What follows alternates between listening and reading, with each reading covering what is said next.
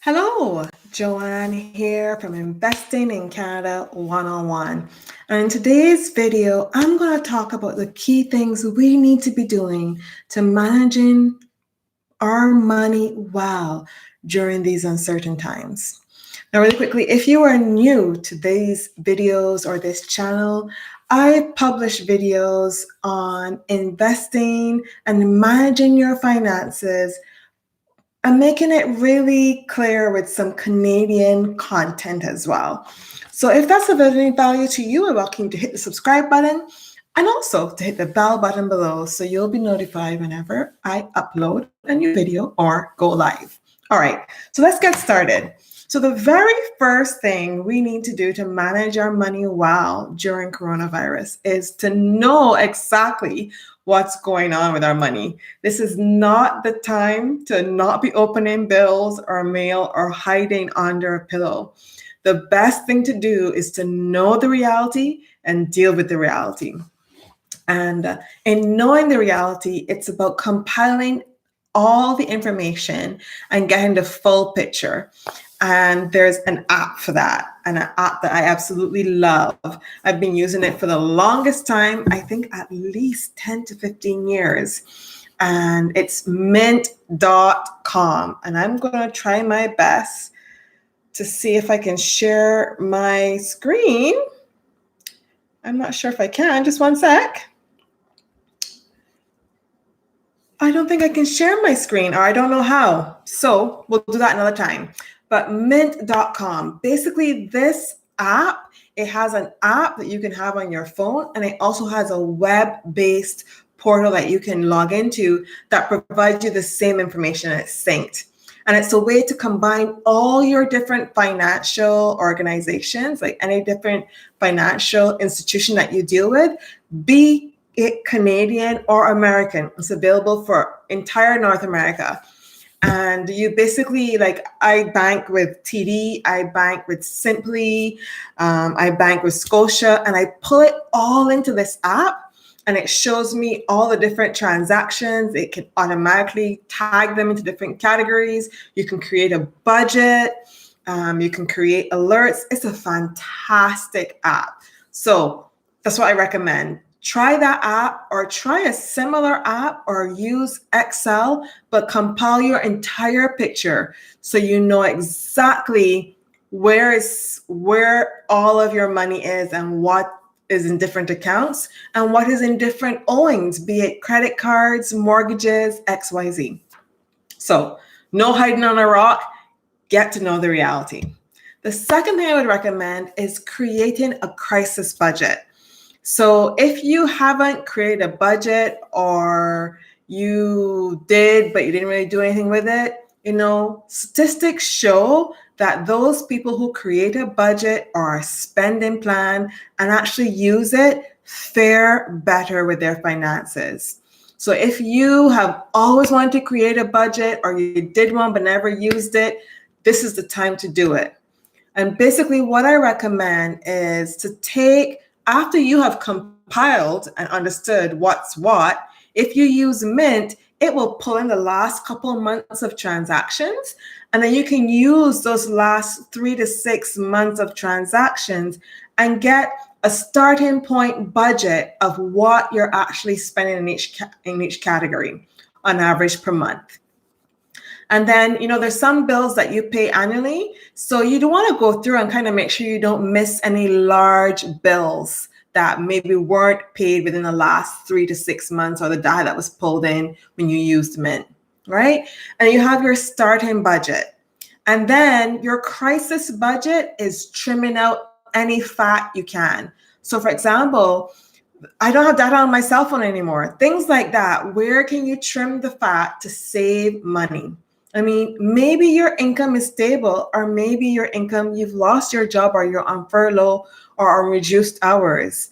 Either way, be it that your income is stable or that you have had to use benefits that are available, this is the time to actually look at your numbers and trim as much as possible. Another great app for you in terms of facilitating meeting a crisis budget is called Flip.com. And this is basically an app where you can compare prices for key things that you purchase. I use this a lot in my grocery shopping. So once you've created your crisis budget, it's to stick with it. And if it's not working, revise it and then use tools such as Flip.com to help you achieve it. All right. Third, pay all the bills that you can. I know, for example, I've noticed that several cities. So for example, I own a property in Toronto, and the city of Toronto has stopped taking my property tax amounts. It stopped taking my utility bills. And I would recommend, if you have the money to pay those bills, even if they're not doing the automatic withdrawal, to send that money. Because at the end of the day, that money is still going to become due, and you want to avoid accumulating debt. So if your income is stable, or if you have the money to pay the bills, even if they're not being taken out of your account, I recommend paying them and not taking any deferrals unless you need to.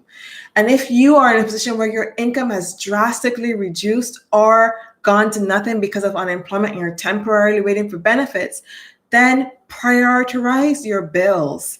Maybe you can't cover all the bills, but the mortgage first and foremost, then utilities. And I know that they're not going to shut off utilities or whatnot, but that money is still going to be due. So if you have the money to pay it to avoid debt. All right. Fourth thing, file your taxes. I know in the US and both in Canada, they have deferred or elongated the filing time period. But if you are a Canadian due any benefits, be it that it's GST, HST, or be it that you're a family and you have children, you get the child care tax benefit and whatnot, you want to file your return regardless of if you owe money, because then your benefits will be calculated correctly and you won't be in a conniption with the Revenue Canada. And the thing is, even if you owe and you file, that elongated time that they've given for filing later, they're also not charging you interest, right? So it's to your benefit to file. So one, you know exactly what you owe or you don't. And if you're due a refund, you get it back as quickly as possible. And if you have any benefits, those usually renew in July and they need your tax return to be filed so they calculate the right amount that's due to you. All right? So file your return, regardless of the delayed timings that they've given us. Fourth, this is the fourth one. Fifth, this is the fifth one. Don't sell your investments unless you have to. The stock market, has gone crazy, and the majority of us have felt pain when we go open up our investment accounts and see that it's like significantly diminished or, sometimes chopped in half. Unless you really need to sell to access that money, I recommend not selling, because a loss is only realized when you sell. And eventually, not sure when, the market will hopefully go back up. Hopefully. But the bottom line is, unless you need to pull that money out for some reason, then don't sell. That being said, if you have sustained significant losses, so much so that now your trajectory in terms of retirement or whatnot is off, then you need to be asking yourself the question, did I have the right allocation of where my money was relative to the need in terms of my risk profile and the time I would need that money? So for example, if you're close to retirement and you needed to have that money in the next 2 to 3 years, it shouldn't have been invested in equities. It should have been invested in a more secure vehicle. And in that case, you first of all want to get better advice or really do a self-review and get good counsel as well. And then decide maybe you can rejig future contributions, or maybe indeed you want to rejig some of your portfolio, but do that with care and with wisdom. All right. The last key thing that I think we really need to be doing is forecasting. You need to forecast what it's going to look like for you in the next couple of months to the year. Right now, I've created a forecast, a cash flow forecast up to the end of the year. And I think this is really important, regardless of if your income is steady or not. If your income isn't steady, this forecast becomes even more critical, because then now you know where are the key points in time that are going to be really tight for you, so you can plan accordingly. If your income is steady, then this is more of an opportunity for you to see where are some opportunities where I've implemented a crisis budget and therefore I've cut some spending that theoretically should increase your ability to save. And if you don't have an emergency savings account set up as yet, it's about putting that money that you actually saved into savings. If not, it's going to get spent. And for forecasting, there are apps for that. I remember I discovered this really great app. I had an iPhone. Now I don't have an iPhone, so I don't use it anymore. But there was this really great app on the Apple Store where you could enter the bill, enter the frequency that it has to come out, and you could change, and it would do scenarios. It would forecast out to 3 years. And it was fantastic because you enter your recurring bills, your pay, whatever, and then you could enter those one-off bills too, the annual, the quarterly. It had all of that. And then I switched to Android and I couldn't find a similar app. And I'm very into Excel, so I've done it in Excel. So anyway, there's an app for that. Just look up the word cash flow forecasting or forecasting. Some of them are free, some of them are paid. And if you're strong in Excel or Google Sheets is a really good tool to use in this case. And the bottom line is to forecast what's going to happen, assuming things stay the same, and do some scenarios. Say you have to take some time off unpaid at work. What would that look like? How do you need to perhaps rejig your current crisis budget for that particular time? And it's great to be in the moment and manage well. But in this kind of environment, you also want to be looking ahead and trying your best to prepare yourself as much as possible. And on that last note, if you are a family like myself and the government is giving you what US is calling stimulus or additional GST or child tax benefit or whatnot, I really want to encourage you, if your income is stable, to put that money into an emergency savings plan so that if something comes up in the future, you have that money set aside. All right. So those are the 6 things that I recommend that you do. Is it 6 or 7? I think it's 7, actually. The first one is know your numbers. No time to hide under a rock. Get all your paperwork together. Use the great app mint.com if you can. Consolidate it and understand where you stand. 2, create a spending plan or budget based on your actual spending in the last couple of months, and then cut out as much fat as possible to create what we call a crisis budget.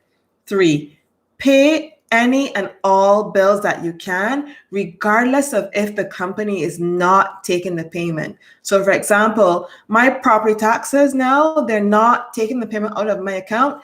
I have gone online and paid it still. Number 4, file your income tax return regardless of the length of time they're giving us now to file. If you're owed a refund, get it into your hands as quickly as possible. It's your money.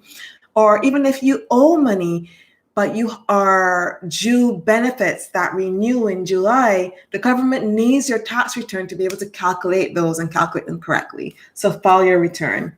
5, don't sell investments that you've lost money on unless you really need to. A loss is only realized if you sell. And 6, it's time to plan as well. Here's the current. Let's forecast, cash flow forecast, what's going to happen in the future based on your timing of bills, your timing of payment, and then do some scenarios if certain things go astray, so you can plan as best as possible to manage your money well. I'm wishing you success. I'm wishing you positivity. Focus on what you can control and then do your best. All right. Thanks for watching, and I'll see you next time.